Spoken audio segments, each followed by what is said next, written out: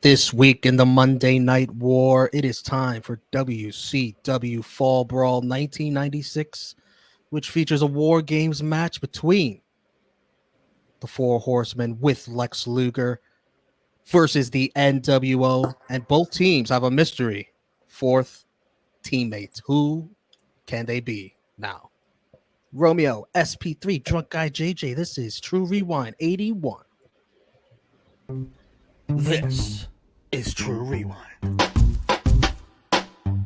This is True Rewind. This is True Rewind. This is True Rewind. This is True Rewind. This is True Rewind.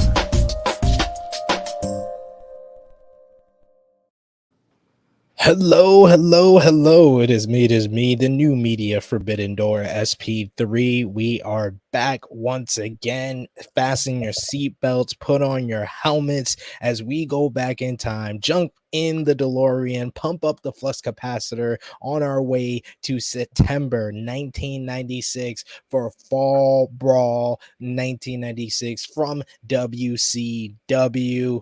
I am here as per usual with the face and the ace of the Tru Heel Heat YouTube channel, the pilot and driver of the DeLorean, Mr. Romeo Anthony Callow. Greetings, everyone. What is up, guys? Everyone in the chat, appreciate all the support here on Fightful Overbooked. We love you. And of course, we have with us our resident backseat drunk driver. He is Drunk Guy JJ.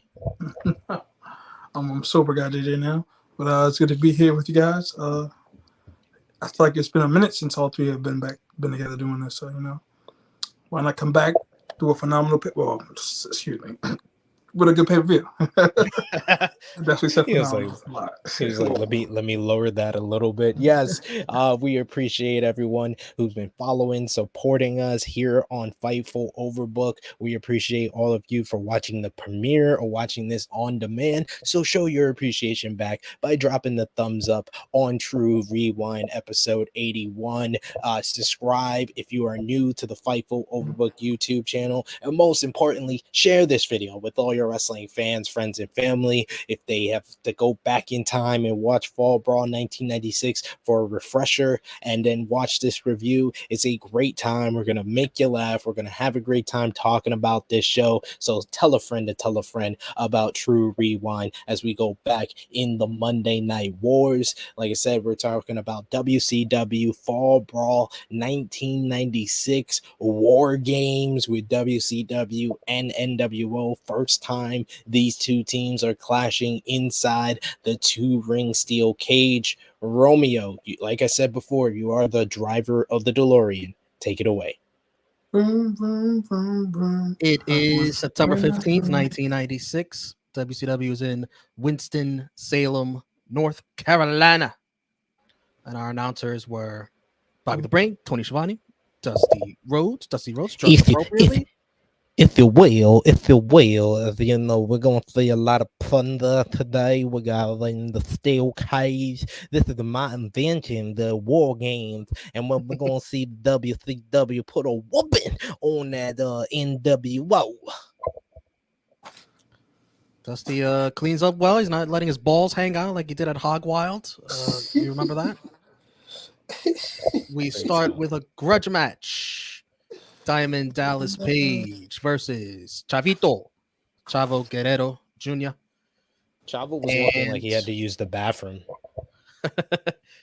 He was wrestling like it too. He's a little unorthodox. Not everything was clean. At times, you know who he reminded me of at times? Like John Cena. For real. Sometimes it was like unorthodox. He's not clean and crisp and smooth. He's not his uncle yet. At times I was getting that kind of vibes, but should he sue his uncle? Oh man. At times during this match, this is the opening match, I could not focus. because the crowd was just hijacking. The crowd was going. They had so many antics going on behind the wrestlers. You see in the stairways. You see Scott Hall. You see Ric Flair. It's like everybody was like in business for themselves in the crowd. The crowd was hot all night long. I thought though, especially during the main event. What did you guys think of Winston-Salem, North Carolina? Of course, they had all the horsemen there. They had Ric Flair country, and I thought it was a hot crowd for the whole night.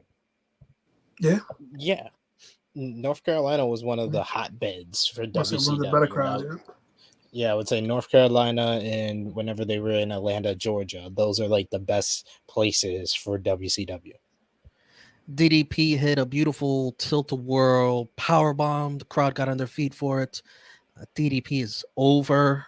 Chavo reversed the diamond cutter, but DDP stomped his foot and was able to get it back. Diamond cutter for the win. I thought Chavo moved a little too much during the pin. I mean, you're still relatively new in WCW. Why don't you act like you're knocked out, please? This match went 13 minutes, 7 seconds. Uncle Dave Meltzer gave this match 3.5 stars. What did you think, Drunk Guy JJ? Seeing how Drunk Guy JJ did not see this match. You had time to watch it. You think I was gonna go back and watch DDP versus Chavo Guerrero? You thought that, Romeo? Okay. It was a good opener. 3 stars from what I saw. Which was nothing. I gave it SB3. exactly. It was like 1 minute. They gave it 3 stars Going off by my our word. description. Yep. I'm giving it 3.25. I thought it was very, like I said, a good opener to the show. DDP also tossed Chavo from one ring to another. I liked how they did that throughout the night. I always say that when they have the matches before War Games and like Fall Brawl, or whether it's an episode of Blood and Guts, I like when they use both rings. So that will always pop me and always make me look at the match a little bit better. And I thought that Chavo and DDP worked well with each other. Yeah, they did a lot with the 2 rings throughout the night. At one point during our watch along, we did a live watch along for this on our Patreon, patreon.com/Tru Heel Heat. Drunk Guy JJ was like, "Whoa, who are these people in the front row?" And then he realized, oh, they're in the other ring. he thought they switched out the entire first ring for a new cast. All the black people out for the blondes. What the hell's going on? Speaking of black people, Harlem Heat on the CompuServe. Outrageous. Calling the nerds online suckers, probably. Why don't you write down sucker? Now take off the ER, put A. You got to do that a lot with Booker T and Harlem Heat. There's a lot of replacing ERs with A's. But it looked like they were annoying, that CompuServe person. I felt bad for him. Damn. Hey, you got Colonel Park over your shoulder too. That's no fun. There was a long video by Mean Gene detailing the attack and the hostile takeover of the NWO and everything that's been leading up to now. And that was a lot. That was a lot to absorb, because it has been a lot going on. I really want to see like Romeo bring back the Romeo Report, but do it in this style. Like how it looked like an episode of Dateline. It looked like an episode of Dateline when he was describing the attacks. Like imagine if Mean Gene was around today and he would do like this style of Dateline reporting on what Vince McMahon has been doing the last 16 years. Damn. I could do that. Yeah, I could do that. Make it happen. Speaking of Mean Gene Okerlund, from the Wrestling Observer newsletter. Pop. That popped me. That's the first time we've seen that.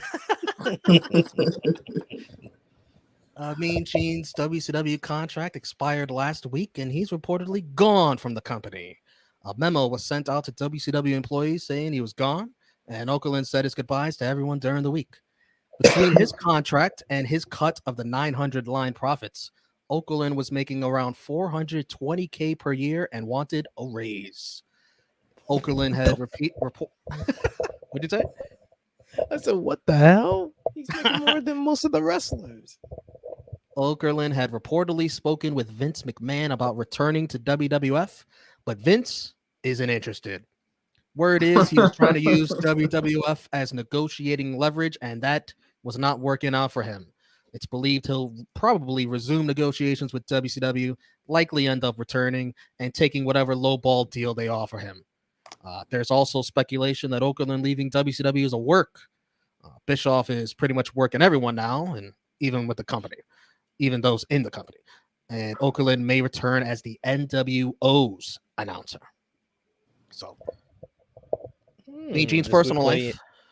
This would play into what Taskmaster said, that he saw Gene and Hogan on a boat together.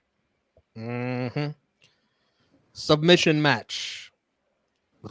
Two huge submission extraordinaires. Scott Norton versus Ice Train with Teddy Long.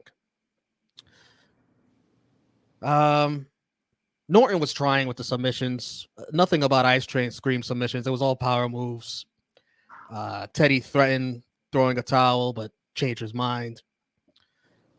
Norton had a Boston Crab with Ice Train having absolutely nowhere to go. But I guess his knees got tired and he just stood up and got out of it voluntarily, switched to an arm bar, and Teddy started his distracting.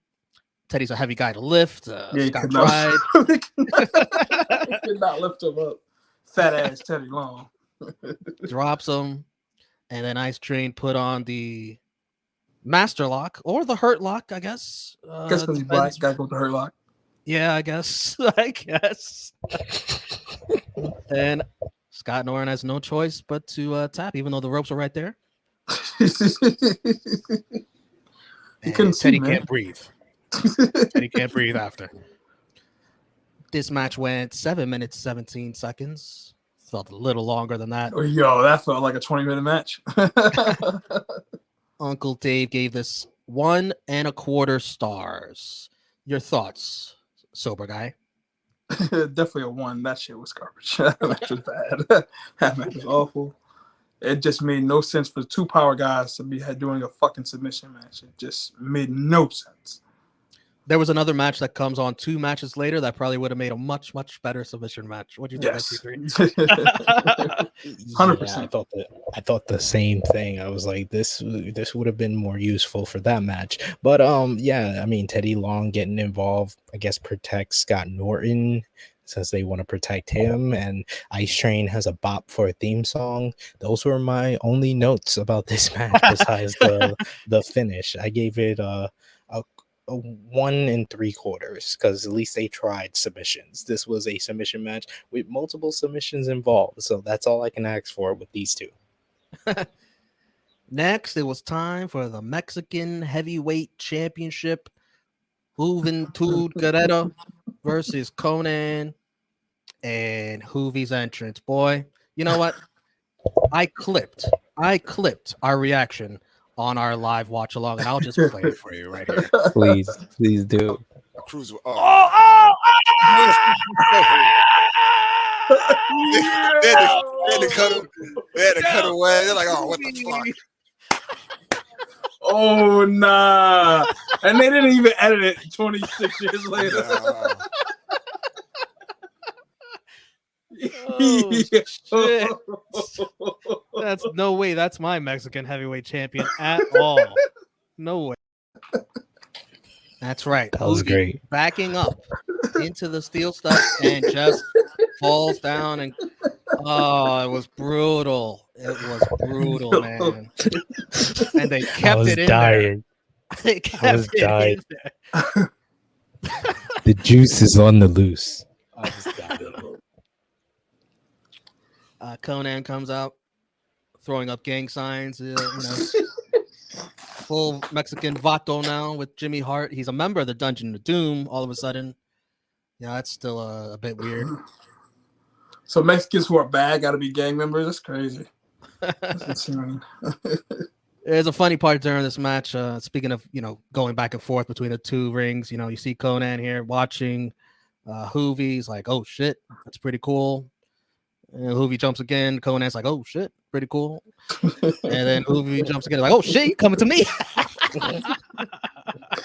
Because it did kind of look like he was just gonna jump into the ring, and then he caught Conan just watching him basically. Hoovy does a nice 450 splash.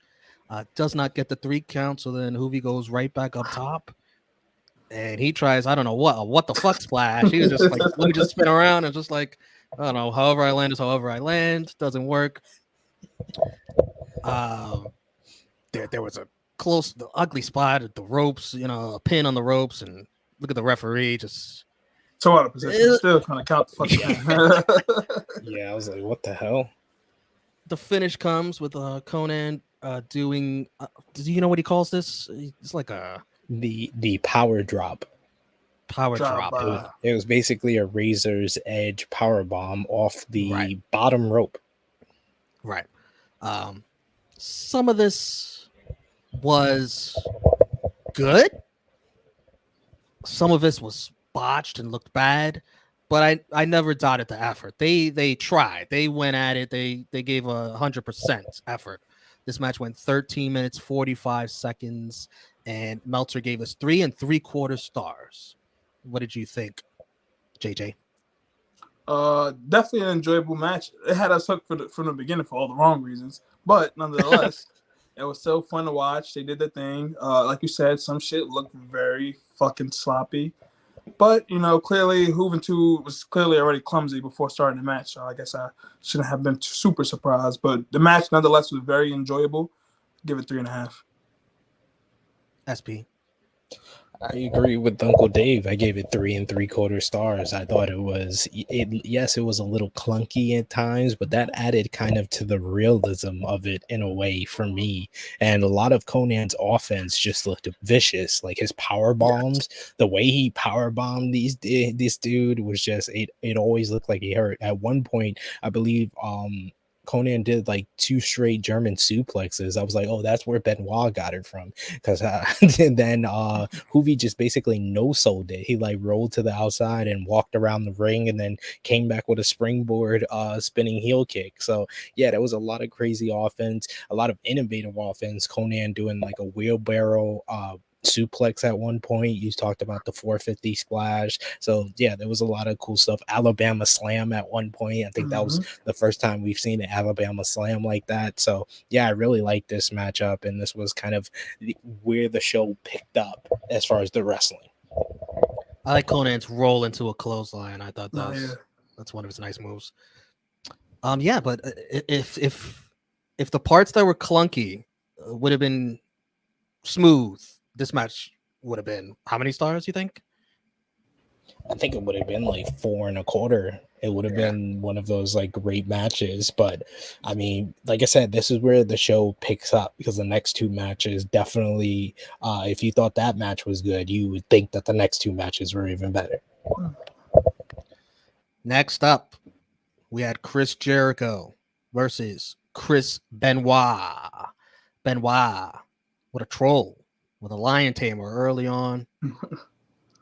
Jericho tried to move to the outside off the top rope and slipped and landed rough on the apron and on Benoit to the outside. Benoit with the diving headbutt cringe. And then Jericho with a tombstone pile driver. If you saw the watch along, I probably said something inappropriate. Benoit. Oh, did you? Oh, did you? How could you? With a back suplex off the top rope. Jericho, still relatively new here in WCW, but I thought he shined, even though he didn't even go to his lion tamer or lion salt, but he showed he could hang with Chris Benoit, and he should surely, positively, be a star they build going forward here at WCW. I am positive. Vintage Chris Benoit in this match. I'm sorry. Did I say hang? I didn't mean to do that. Whatever. Yikes. 14 minutes, 36 seconds. Meltzer gave this 4 stars. What do you think, SP3? I thought it was a little bit better than that. I gave it 4.25. This was a great match. I even put in my notes right after the finish. I was like, what a match. Like, this was a lot of spots were even like scary at one point. I think one of them was Jericho doing like a triangle back elbow, like he does the triangle drop kick, but did it to try to do it to Jarrett from to Benoit while he was on the floor, and he landed like back first on the apron, which was a scary spot. But then he hit like a nice looking missile drop kick off the top, and then he followed that with like a stiff power bomb. This was kind of a showcase for Chris Jericho. Benoit doing like the back suplex off the apron down to the floor, the diving headbutt. They had pin attempts going back and forth, hard chops. This was everything you would want out of a matchup between Benoit and Jericho. So yeah, I gave it 4.25. Two great technical wrestlers just going at it. Jericho coming in WCW strong with this kind of match, first pay-per-view match. From the beginning, I mean, they had matches before WCW, obviously in Japan. So the chemistry was always there between these two. Honestly, I've never seen a bad Jericho Benoit match. But yes, this one was definitely great. Got the time it needed and delivered. Yes, 4 stars. Super Calo versus Rey Mysterio for the Cruiserweight Championship. And Super Calo was a little super loco here. Not the smoothest, not the best, but I thought Rey Mysterio looked flawless. Like, this was vintage Rey Mysterio in his prime. Rey used those 2 rings like nobody else did tonight. He looked like a star. There was a clunky spot in the match where Super Calo was supposed to go over the top rope. Rey's trying to get him over. And then the ref is like, bring him back in the ring. And Super Calo just it's a rough spot for Super Calo. And like I said, Rey was just amazing here he's springboarding off the ropes almost every move. This was a Hurricane Rana to the outside. Flip over the top rope. And then in the end, Super Calo, crashes and burns on a dropkick attempt here. Takes a rough landing. And Rey Mysterio, he's in the other ring. He does a backflip for, I guess, just showing off. Then he springboards back on the rope and then to the second ring rope and then ends it with the West Coast pop for the win. Rey Mysterio still Cruiserweight champion. This match went 15 minutes, 47 seconds, and Dave Meltzer also gave this 4 stars. What'd you think, Drunk Guy JJ? 4 stars. Great showcase. Always hated Super Calo's gear, but nonetheless, he went out there and silly tried to kill himself, all for the form of putting on a great match for Mysterio. Mysterio at this time, man, was just chef's kiss. Just killing it in Cruiserweight division on WCW at this time, which obviously would be the only shining spot in the company, wrestling-wise. So, yeah, had Callow look good, even though he a few rough spots. But 4 stars, yes. Callow and Mysterio. This was great. This was exactly the type of cruiserweight matchup that I like. And I don't care what y'all say. Super Calo has the best mask ever. It's a hat. It's a hat. His mask is a hat and some silver shit and some sunglasses on it. Like, this is. But he looks like Silver Surfer about to rob a bank. This is one of the best. This is one of the best masks. Triple H's hat. This is one of the best masks that I've ever seen in wrestling because I always remembered it because it was so unique from everybody else. But yeah, Rey Mysterio was awesome in this match. Springboard Hurricane Ranas, did the fake out 619 spot.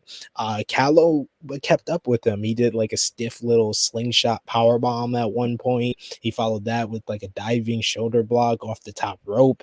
Then he knocked Rey to the floor. He followed with that missile drop kick that you show to the outside. Callow slammed Rey. He dominated the middle portion of this matchup, and even commentary was talking about like, oh wow, we've never seen Rey on the defensive this much throughout this one. He had an avalanche head scissors off the top rope for a near fall at one point, but yeah, yeah, Rey on that finishing sequence, that was just showing he is one of the most athletic luchadors that any of us has ever seen. That's why he's considered the greatest luchador of all time, and in my opinion, the greatest WCW Cruiserweight champion of all time. And this was one of those matches where he proved this. So yeah, I agree with Uncle Dave and Drunk Guy, 4 stars. The GOAT of all cruiserweights. You heard it here from me. Next up, tag team championships. It's the Nasty Boys versus Harlem Heat with Sherry and Colonel Parker. And these tag matches in WCW, especially with these two specific tag teams, you know there's going to be shenanigans in the end. And that's what happens. Colonel Parker distracts the referee, and Sherry takes Parker's cane and just smacks Knobs in the head during a pin, and Booker covers for the win. The Harlem Heat needs so much help to beat the Nasty Boys. This screams Hulk Hogan saying, hey, can we protect the Nasty Boys a little bit here? It screams it. This match went 15 minutes, 31 seconds. Meltzer gave it 3.5 stars. What do you think, Drunk Guy? Shit, yeah, 3.5. This is move. definitely 2 3/4 for me. I did not. This match was what it was. I didn't expect much from either team because, well, it's Harlem Heat and Nasty Boys. That finish, even just the interference, was just so awful. Like, this referee played so dumb. Like, things happening basically right in front of him, and he just can't see. His peripheral vision, his corner eye couldn't see nothing going on. It was whatever. 2 3/4. Sherry is under him right there, Literally to the right of bro, him, with a cane. Yo, Shawn Michaels tribute gear. Brian Knobs though had to have a concussion after this, Yeah, she because that hit him right upside the head. Like, I was watching with my missus, and she was like, "Now I understand why he has a whole bunch of problems nowadays, because it shots to the head like that. Like, that was ridiculous." But I too bad that wasn't like Cora this. Jade's skateboard, you know. God. If only it would have broken air. But yeah, I mean, I actually enjoyed this matchup. I gave it 3 stars because I go a lot of it by how the fans react, and the fans were into this matchup. They loved the Nasty Boys for some reason, because I was like, man, I don't remember the Nasty Boys turning babyface, but they've been like heels to me this whole entire time. But the fans seem to be loving them over the last like month or so, and they love them here. Booker, the Harlem Heat, of course, WCW fans were racist, so they hated the Harlem Heat. So. Which is why they went to the other ring anyway, because they didn't want to have too many black people on TV at one time. Exactly, that's way too many black people for their blood. But all jokes aside, I thought that these two teams worked really well with each other. So yeah, I give it 3 stars. Next, we went backstage where we got a Macho Man Randy Savage interview. He mentioned he was going to hit a grand slam against the Giants, and he's been thinking. And he's going to whoop the Giants and take it to Halloween Havoc and rip Hogan's black heart out of his chest. Time for the grudge match. Macho Man versus the Giant. Typical Macho Man match with him getting his ass kicked, especially by the Giant. Macho makes his comeback, including body slamming the Giant to a big pop. Savage hits his elbow drop, which the camera misses most of. That's because Hulk Hogan's coming down the ringside, and he puts Giant's. Well, he struggles to put Giant's foot on the rope for no. There wasn't even a pin attempt. Hogan dares Macho Man to come outside and fight him, and of course he's luring him to the back curtain, where even Tony Schiavone on commentary is saying out loud, he's luring him into a trap, and it is a trap. I think everyone Macho Man knew this was a trap. Well, he was able to duck the first initial clothesline from Scott Hall, but it's a numbers game. Nash helps out, chair shot. They beat Macho Man's ass. Nick Patrick in the ring is very distracted, asking the Giant how many fingers he's holding up, and they just toss his carcass back into the ring where Giant pins him. The Giant needs all this help to be Macho Man Randy Savage. Dusty Rhodes on commentary yells for Nick Patrick's refereeing license to be taken away immediately. That was a This great match line. he was passionate. 7 minutes 47 seconds. Dave Meltzer did not like all the shenanigans. 1.5 stars. What do you say, SP3?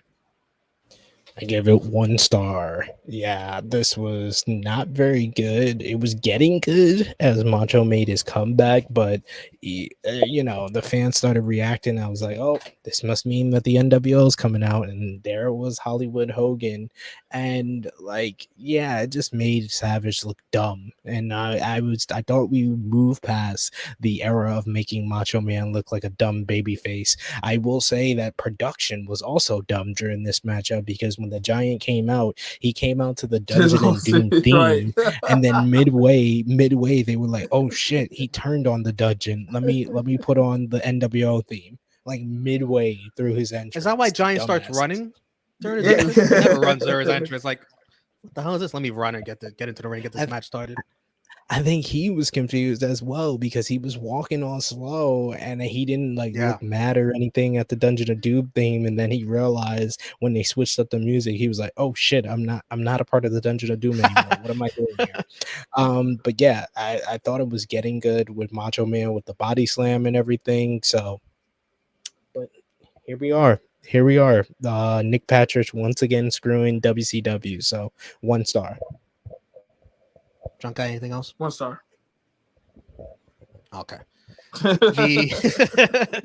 With the War Games cages, they lower to Pyro. Nice scene, making it look special, feel important. Then we go backstage, where Ric Flair, Arn Anderson, Lex Luger, women. Elizabeth is somewhere in the back. Things was staying too. Lex Luger's hair looked a bit off, but hey. He didn't use the comb that morning. He looked like he got electrocuted. He looked like he hasn't slept all week, distraught over Sting. I don't know. This is true. I mean, he changed his boots, man. He could comb his hair. Rick is obviously pumped up in North Carolina, where his statistics increased by 10. And then Sting appears. Lex has been waiting 6 days for this, even though he said he knew where Sting lives and works out. He'd still be waiting 6 days to find Sting and cross him and approach him. Sting swears that, it was not him on Monday night. Lex doesn't believe him, and Sting walks off. Then it's time for War Games. Michael Buffer here. I did want to mention, I liked how this was shot, because they still wanted, because with the whole Sting appearance on Nitro, that was done for a reason, ladies and gentlemen, as we would see later on in this matchup, why they did that backstage and not in front of the fans. And then the way they shot this interview with Sting's back to the camera, it was, once again, they were trying to put up the illusion that it was the same Sting that we saw on Monday night here. But I like how they shot this a lot. Michael Buffer with the introductions, the worst Buffer brother announcer. He announces both teams having a 4th unknown man. Scott Hall came out first with Ted DiBiase, and he was starting with Arn Anderson. The crowd, like I mentioned, hot, especially for the Horsemen, obviously. Nash was next to come out. Then Luger 2 minutes later to even things up. Hollywood Hogan was the next guy out. Ric Flair, massive pop for this guy, of course, in NC. And I love the Flair hot tag, or the Flair into the War Games. His hot tag, the low blows, is one of the greatest things that I've ever seen. how people just pop for him doing low blows to Dirty Dastardly Heels is just great. And he came in, he had the brass knucks hitting the low blows to every NWO member. Flair was great here.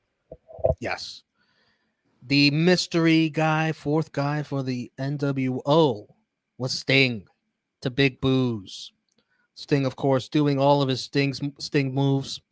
No mistake about it. This is Sting. Stinger splashes to everyone. But then the last guy for Team WCW is Sting. He gets a huge pop. He went from booze to a huge pop. Immediately takes it to Sting.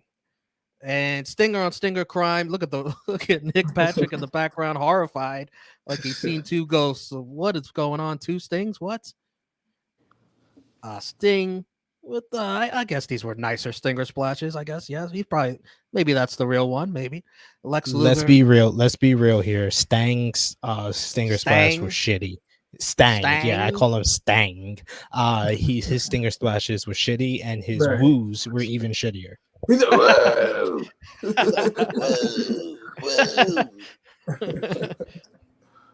Lex looked like he's seen a ghost, seeing the real Sting and the fake Sting there. And Sting says, and I quote, "Is that good enough for you right there? Is that proof enough?" Gives Lex and the Horseman the universal symbol to shove it. And then Sting walks away from the match while it's still going. And that's enough to make the difference there, because the odds after are too much to overcome. Hogan with a leg drop on Lex. Stang, as we're going to call him, with the Scorpion Deathlock. And Hogan with a front face lock. Lex Luger. Nick Patrick's there to decide that Lex Luger is done for. And the NWO was announced the winners in 18 minutes, 15 seconds. Dave Meltzer gave this 1 3/4 stars. And let me just go into the aftermath, and where an extended beatdown begins. We see Lex Luger on the outside crawling for Sting. He wants the real Sting. Stinger! Stinger! Macho Man gets involved. He gets Hogan back into the ring. Is it playing? I don't know why it's not showing up. All right. Giant comes out. Choke slam to Macho Man. This is now all become about Hogan and Macho Man at Halloween Havoc now. That match has been long advertised. And then Elizabeth comes to the ring. She can't stand to see Macho Man hurt all of a sudden, even though she's been talking all this trash about Macho Man, for months. Spending his money. She covers Macho Man on the ground, and Hogan spray paints her to a pop. Then Hogan speaks. These two losers. What'd you say? For life, right on her cheeks. Indeed. These two losers, these two lowlifes, made a sacred oath. They said they'd be together till death do them part. And courtesy of the NWO, they're going to make it happen. Two pieces of trash. Poof! Spits all over Elizabeth. Tony Schiavone calls it the lowest point in the history of WCW. And Hogan is the lowest wrestler that's ever walked the face of the earth. I agree. They beat down Macho Man some more. Then the Giant spray paints him. The Giant absolutely impressed by his work. He says he thinks he's Michelangelo, maybe Da Vinci. Hogan and Giant talk some trash into the camera. Hogan spits on the camera. Why did you do that? Pookie. Clean up my microphone. Giant thanks Hogan for his movie contract.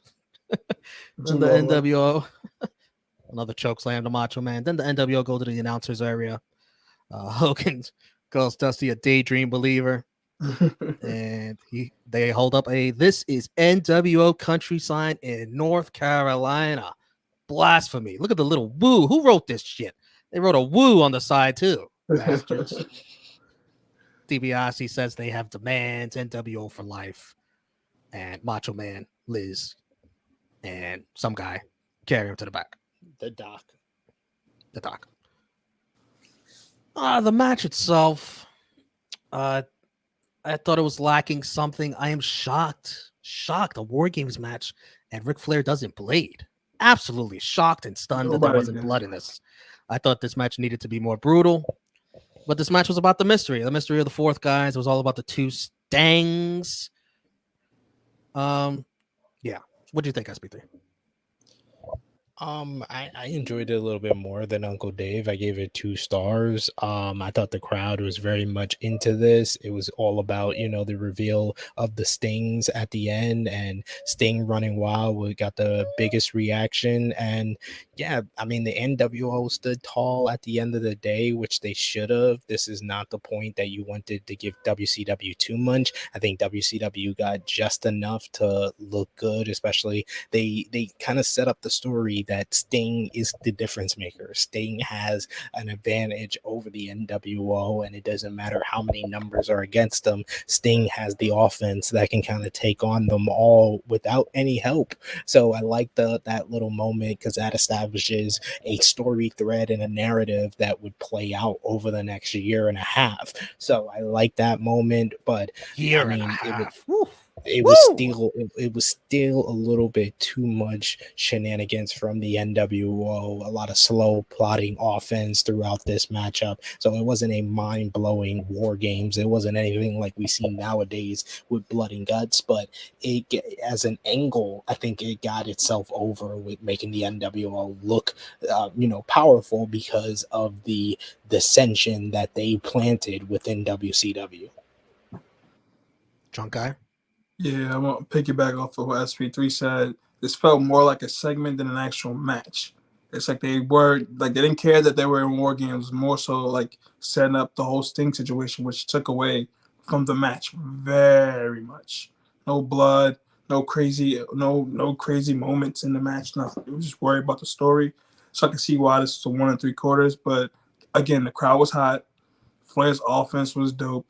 And it kept the crowd into it. I mean, it wasn't a good match, but if that's the crowd's into it, that's all that really matters. So, 2 stars. I think it does set up some interesting storytelling. At least set it up going forward. I want to see what happens on Nitro the next night. I will also say, From the they had Wrestling Observer newsletter. I'm sorry, I cut you off. What did you say? I love how you cut me off, though. I will say they did an awful job of putting over Macho Man Randy Savage as any kind of threat to Hollywood Hulk Hogan. Between the match that he had that he lost a month before he's the #1 contender for the World Heavyweight Championship, and then the post match where it looked like he was gonna, at least look strong heading into the next pay-per-view. They have literally put no doubt in anyone's mind that Hollywood Hulk Hogan is retaining at Halloween Havoc. Right.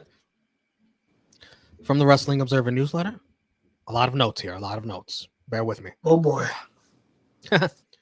Dave says, great undercard wrestling, bad main events, and booking with more holes than Swiss cheese. Welcome to WCW. He goes off on the flawed booking from the War Games match in hilarious fashion, with Dave just asking question after question while pointing out huge gaping plot holes in the whole WCW NWO mess. But in the end, he basically says the NWO angle is so hot that it can't be destroyed even by bad booking. Well, not yet anyway. And with Hogan changing everything at the last minute each week, nothing makes sense anymore. Other notes from the show took place in Flair country, and they came out in huge numbers to see the Horsemen get revenge on NWO. Horsemen merch outsold NWO merch by a 4-1 margin, Damn. which wouldn't happen in any other market. Jericho was the babyface, but got booed because Benoit was a horseman, and the crowd loved him, even though he's the heel. During a backstage interview, forgot to mention this, Ric Flair kept referring to Mike Tenay as Gene, which was hilarious. And the main event was ridiculous, but the crowd was molten hot for it, so whatever. Dave also took a moment to criticize both WWF and WCW for catering to the hardcore fans so much by always making a bunch of insider references or doing angles based on things the casual fans won't get. Dave says the hardcore newsletter internet fans are already watching religiously. They need to be trying to hook casual fans. Both companies are too busy trying to do big surprises and hotshot angles, and Dave doesn't believe casual fans have enough interest or insider knowledge to follow along with a lot of it. He basically says the growing popularity of the internet is a good thing for insider type fans, aka smarks, because they'll have some control over the business. Since WWF and WCW seem to be primarily targeting smart fans these days, and will likely listen to what the internet crowd wants. What do you think of that, SB3? Very interesting. I really wanted to know some of his questions about the main event because I had a bunch of questions myself, and it does make a lot of sense that Hogan is using his creative control.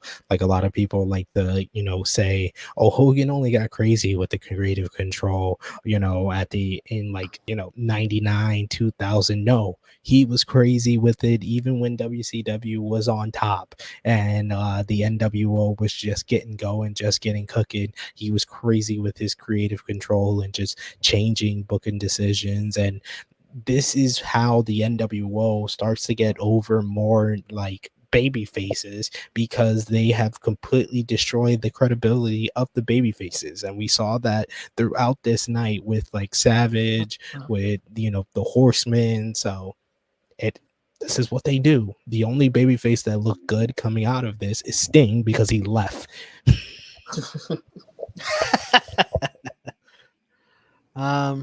Match of the night. This might be a little different for all of us. Who knows? I'm going to personally go with Benoit Jericho. What do you say, Drunk Guy? Benoit Jericho. Yeah, it's actually unanimous. It's unanimous. Benoit and Jericho, they tore it up. But I wouldn't be mad at anyone who said Conan and Hoovy or Super Calo versus Rey Mysterio. But Benoit and Jericho is the type of wrestling that I come for. So that was my highest rated match and my match of the night. MVP, I'm actually going to go with Rey Mysterio. I just thought he looked and came off like a star tonight. What can I say? Drunk Guy? Unfortunately, the NWO. It's true rewind, and one thing you can always count on is when it comes to MVP. I'm picking one guy, the one guy that can beat the NWO on his goddamn own. It's Sting. Sting was right. Sting was doubted. I've never doubted you, Sting. You've always been my favorite, so you are the MVP. And that's a smooth transition to the LVP, which is Macho Man for me. We lost. He got his ass kicked in the end. He's got Liz back, but she got spray painted. She got violated. He got spray painted. I think I'm not even sure I would want her back, honestly, after all that shit she's done. Like, it's bad times for Macho Man again. I'm gonna have to ask Romeo to count how many times I've given Sting MVP and Macho Man LVP. But Macho is not alone. The other LVP is the same reason that I gave Sting the MVP. It's Lex fucking Luger. How dare you? How dare you have the audacity, the unmitigated gall to doubt Sting, the only person who trusted you, the only person who welcomed you back to WCW last year, and you were the first one to doubt him. Lex Luger and Macho Man LVP. What do you say, Drunk Guy? 100% Macho Man and Luger. Luger was a piece of shit, and Sting still rode for you. And again, like you said, he was the first one to doubt him. Why you didn't go to his house? Why you didn't go check him at the gym before he came? Like, come on, man. And Macho Man being a simp, a loser, an abuser, all in one. Definitely LVP for him as well. I think you guys are being too harsh on poor Lex. He looked like Sting, man. He looked like Sting. No, he didn't. No, he didn't. He was a little chubby. He didn't have the physique. Yeah, they did. They put a voiceover. They made Sting do a voiceover. He was throwing them punches and shit in the parking lot. That did not sound like Sting. He didn't even do the Sting punches and chops the same way. But and then he lied. Luger lied. He was like, "I looked you right in the eye, Sting." No, you got attacked from behind. What are you talking about? We'll put our thumbs out. 3, 2, 1. Thumbs up. Thumbs middle. Thumbs down. 3, 2, 1. Thumbs up from all of us. Let's rate it on a scale of 0 to 10, I'll go first. I'll give this a 7.2. What do you give this, drunk guy? I give this a 6.5. 6.5. What do you give this, SP3? A ghost. If you're there, we apologize for these technical difficulties. Sorry, my daughter is just waking up. I'm giving it a 7 out of 10. 7 from SP3. Let's guess the pay-per-view buys. For reference, Hog Wild did 155K. Bash at the Beach did 250K. What do you think Fall Brawl with War Games advertised, NWO versus WCW, did? Drunk guy. 190K. 90? What do you say, SP3? 185K. Drunk guy's closer. This did 230K buys. So impressive. Just a bit shy from Bash at the Beach. So, all right, enjoyable show. We look forward to what comes next. And what comes next on True Rewind 82 is Raw and Nitro from the next day, the next Monday. And then True Rewind 83 will be WWF In Your House Mind Games. And we might do what we did with this. And we might do a watch along to In Your House Mind Games on our Patreon. Join us. $3 a month. Bonus content from Tru Heel Heat. Patreon.com/Tru Heel Heat. Drunk Guy JJ, where can everyone find you? Follow the boy, drunk guy, sober guy, whatever guy, organic guy on Instagram. Hacksaw_J_Duggan. Twitter, Drunken Master JJ. Facebook, my name is my name. If you don't know my name, don't add the kid. The gang is everywhere. YouTube, Facebook, Patreon, Twitch. What am I missing? Facebook, Instagram, Twitter. Tru Heel Heat, Pro Wrestling Tees, Tru Heels, Skonex, Black Planet, Live Harmony, eHarmony, Christian Mingle, Pornhubs, Skonex. We're everywhere. Also, ProWrestlingTees.com/Tru Heels. Get the Tru Heel Heat merch. SP3, where can everyone find you? Follow me on the Twitter machine at Tru Heel SP3. I'll be back on Fightful Overbooked for FMC, talking about anything but wrestling, Love Island, basketball, whatever you like. I'm here for it. So thank you as always. I appreciate, everyone joining us in the live chat. Romeo, you have to let the people know where they can find you. Tru Heel Romeo, Twitter and Instagram, over on the Tru Heel Heat YouTube channel, where I do a bunch of watch-alongs, Raw, NXT, Dynamite. Also appear on Tru Heel Heat every now and then, Saturday mornings, 11:05 a.m. Eastern, our flagship podcast. And hey, check out our Tru Heel Heat Sports YouTube channel. We got a lot of content on there. We need more subscribers. Go subscribe over there. Check us out when we talk sports and not wrestling. So we'll see you again. True Rewind 82 for SP3.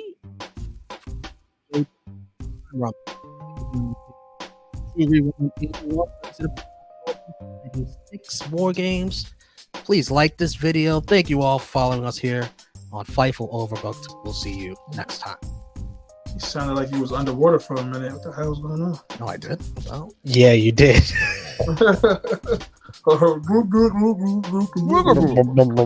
WCW Fall Brawl 1996.